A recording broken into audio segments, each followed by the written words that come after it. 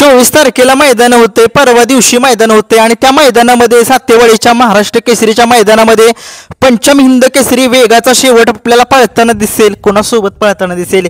तो लाडका बैल, या बैलगाडा क्षेत्रातील एक देखणा बैल पिस्टन 2211 या बैलासोबत पळतोय आपला वेगाचा शेवट सर्जा. आणि नक्कीच खूप साऱ्या शुभेच्छा देतोय, कारण की खूप दिवस झाले सर्जाला सुद्धा गुलाल नाही आणि त्या पिस्टनला सुद्धा गुलाल नाही. पिस्टनने गुलाल घेतलाय काठापूर या मैदानामध्ये आणि नक्कीच खूप साऱ्या शुभेच्छा पिस्टनला सुद्धा देतोय.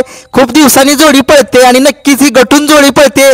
एक अनुभवी बैल आहे ती आणि त्या अनुभवी बैल समजतील उद्या त्या परवा दिवशीच्या मैदानामध्ये काय पळतात. अनुभव तो अनुभवच असतो.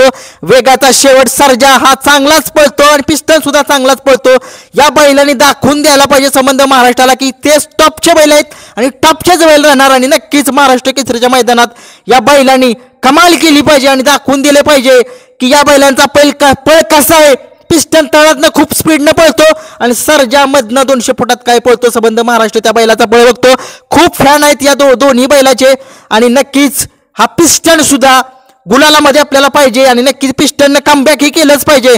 पिस्टनचं कमबॅक आपल्याला बघायचे, कारण की पिस्टन सुद्धा आपला आवडता बैल आहे. खूप दिवस झाले या बैलाला सुद्धा मैदानामध्ये दिसत नाही, पहिले व्यवस्थित होत नाही आणि नक्कीच पिस्टन आणि सर्जा या जोडीला दाखवावं लागेल. पुन्हा एकदा सांगतोय, कमाल कर सर्जा, तुझा वेगाचा शेवट तुला उगीच म्हटलेला आहे तर तू करून दाखव सातेवाडीच्या मैदानामध्ये आणि होऊन दाखव महाराष्ट्र केसरीचा 1 नंबरचा मानकरी.